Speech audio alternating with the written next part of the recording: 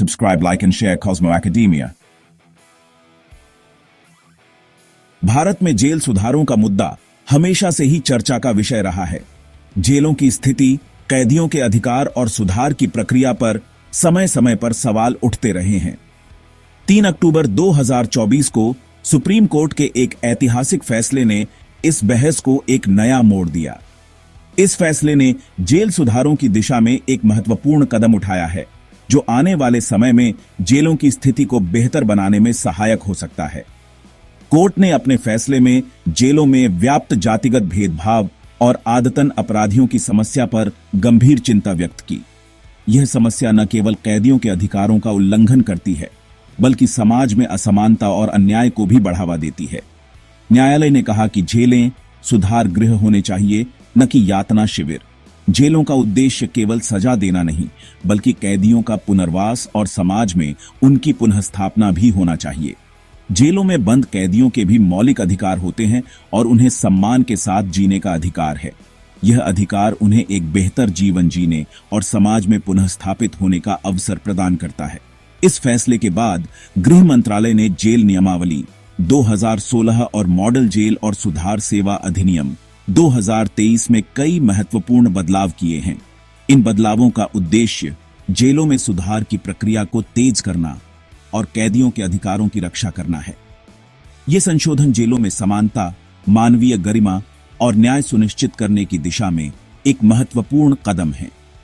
इसके साथ ही इन सुधारों का उद्देश्य कैदियों को शिक्षा, व्यावसायिक प्रशिक्षण और मानसिक स्वास्थ्य सेवाएं प्रदान करना भी है, ताकि वे समाज में पुनः स्थापित हो सकें और एक सम्मानजनक जीवन जी सकें।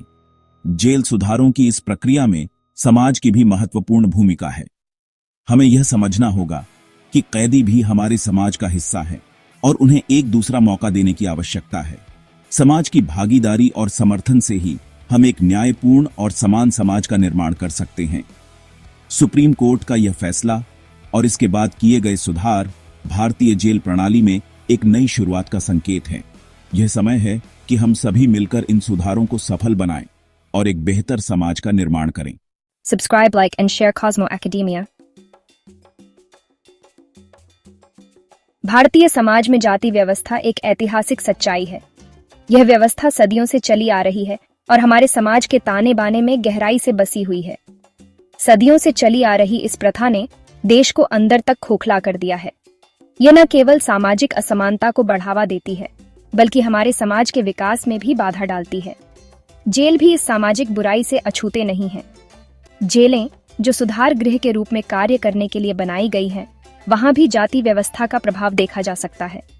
कई रिपोर्ट्स में यह बात सामने आई है कि जेलों में कैदियों के साथ उनके जाति के आधार पर भेदभाव किया जाता है। यह भेदभाव न केवल उनके मानसिक स्वास्थ्य पर असर डालता है, बल्कि उनके पुनर्वास की प्रक्रिया को भी प्रभावित करता है। उन्हें प्रताड़ित किया जाता है, नीची नजरों से देखा जाता है और उनके साथ अमानवीय व्यवहार किया जाता है। यह अमानवीयता उनके आत्मसम्मान को ठेस पहुंचाती है और उनके जीवन को और भी कठिन बना देती है। ऐसे में सवाल उठता है कि क्या जेलें, जो समाज के लिए सुधार गृह होने चाहिए, वहां भी जाति व्यवस्था का बोलबाला होगा? क्या हम एक ऐसे समाज का निर्माण करना चाहते हैं जहां सुधार की जगह भेदभाव और अत्याचार हो? क्या हम एक ऐसे समाज का निर्माण करना चाहते हैं जहां अपराध करने के बाद भी किसी व्यक्ति को उसकी जाति के आधार पर दंडित किया जाए? हमें इस सामाजिक बुराई के खिलाफ एकजुट होकर खड़ा होना होगा और एक ऐसा समाज बनाना होगा जहां हर व्यक्ति को समान अधिकार और सम्मान मिले। Subscribe, like and share Cosmo Academia. Supreme court के फैसले के बाद गृह मंत्रालय ने जेल नियमावली में कई महत्वपूर्ण बदलाव किए हैं। इन संशोधनों का उद्देश्य जेलों में जातिगत भेदभाव को पूरी तरह से समाप्त करना है। नए नियमों के तहत जेल अधिकारियों को यह सुनिश्चित करना होगा कि किसी भी कैदी के साथ उसके जाति के आधार पर कोई भेदभाव न हो। जेल के भीतर सभी कैदियों को समानता का अधिकार होगा, चाहे वे किसी भी जाति, धर्म या समुदाय से क्यों न आते हों। Subscribe, like and share Cosmo Academia. Manual scavenging एक अमानवीय और अपमानजनक प्रथा है। इस प्रथा के तहत दलित समुदाय के लोगों को बिना किसी सुरक्षा उपकरण के सीवर और शौचालयों की सफाई करने के लिए मजबूर किया जाता है। यह प्रथा न केवल अमानवीय है, बल्कि यह मानव अधिकारों का भी उल्लंघन है। जेलों में भी यह प्रथा लंबे समय से चली आ रही थी, लेकिन नए संशोधनों के तहत अब जेलों में मैनुअल स्कैवेंजिंग पर पूरी तरह से रोक लगा दी गई है। यह कदम मानव गरिमा की रक्षा और सामाजिक न्याय की दिशा में एक महत्वपूर्ण कदम है। Subscribe, like and share Cosmo Academia. Section 5 आदतन अपराधी। एक नई परिभाषा आदतन अपराधी वे अपराधी होते हैं जो बार बार अपराध करते हैं। ये वे लोग हैं जो एक बार अपराध करने के बाद भी अपनी आदतों को नहीं बदलते और समाज के लिए एक निरंतर खतरा बने रहते हैं और जेल से छूटने के बाद भी अपराध की दुनिया में वापस लौट जाते हैं। यह एक गंभीर समस्या है क्योंकि यह न केवल कानून व्यवस्था को चुनौती देता है बल्कि समाज में भय और असुरक्षा का माहौल भी पैदा करता है। पहले आदतन अपराधियों की कोई स्पष्ट परिभाषा नहीं थी। इस अस्पष्टता के कारण कानून प्रवर्तन एजेंसियों और न्यायालयों को कई बार कठिनाइयों का सामना करना पड़ता था, जिसके कारण कई बार निर्दोष लोगों को भी आदतन अपराधी घोषित कर दिया जाता था। यह न केवल उन निर्दोष लोगों के लिए अन्यायपूर्ण था बल्कि न्याय प्रणाली की विश्वसनीयता पर भी सवाल उठाता था।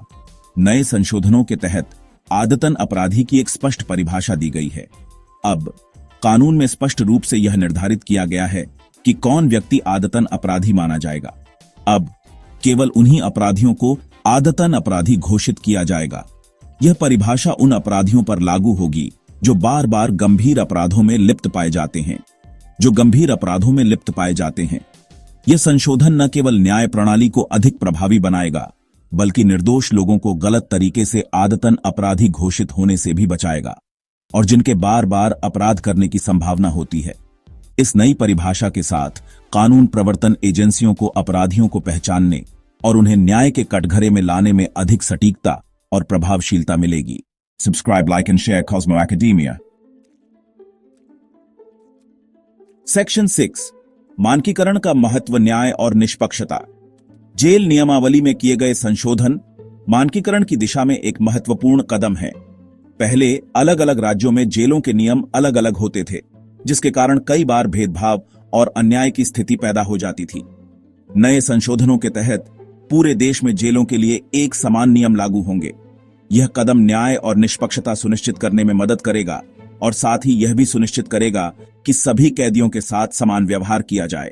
Subscribe, like and share Cosmo academia. Section 7 पुनर्वास पर ध्यान, सुधार का मार्ग। जेलों का उद्देश्य केवल अपराधियों को सजा देना नहीं होना चाहिए बल्कि उनका पुनर्वास करना भी होना चाहिए। नए संशोधनों में इस बात पर विशेष ध्यान दिया गया है कि कैदियों को शिक्षा, कौशल विकास और परामर्श जैसी सुविधाएं प्रदान की जाएं ताकि वे जेल से छूटने के बाद समाज की मुख्य धारा में वापस लौट सकें। यह कदम अपराध की पुनरावृत्ति को रोकने और एक स्वस्थ समाज के निर्माण में मदद करेगा। Subscribe, like and share Cosmo academia. Section 8 चुनौतियां और आलोचनाएं, एक सतर्क दृष्टिकोण। हालांकि जेल नियमावली में किए गए संशोधन स्वागत योग्य हैं, लेकिन इनके कार्यान्वयन में कई चुनौतियां भी हैं। सबसे बड़ी चुनौती जेल कर्मचारियों की मानसिकता को बदलने की है। इसके अलावा जेलों में संसाधनों की कमी और भ्रष्टाचार भी गंभीर समस्याएं हैं जिनका समाधान करने की आवश्यकता है। हमें यह सुनिश्चित करना होगा कि ये संशोधन केवल कागजों तक सीमित न रहें बल्कि जमीनी स्तर पर भी लागू हों। Subscribe, like and share Cosmo academia. Section 9 निष्कर्ष, एक नई शुरुआत। जेल नियमावली में किए गए संशोधन एक न्यायसंगत और मानवीय जेल प्रणाली की दिशा में एक महत्वपूर्ण कदम है। ये संशोधन न केवल कैदियों के अधिकारों की रक्षा करते हैं बल्कि समाज के हितों का भी ध्यान रखते हैं। हमें यह समझने की जरूरत है कि अपराधी भी हमारे समाज का हिस्सा हैं और उन्हें सुधार का अवसर मिलना चाहिए। नए नियमों के तहत हमें उम्मीद है कि जेलें सुधार गृह बनेंगी और अपराधी समाज के जिम्मेदार नागरिक बनकर उभरेंगे। Subscribe, like and share Cosmo academia.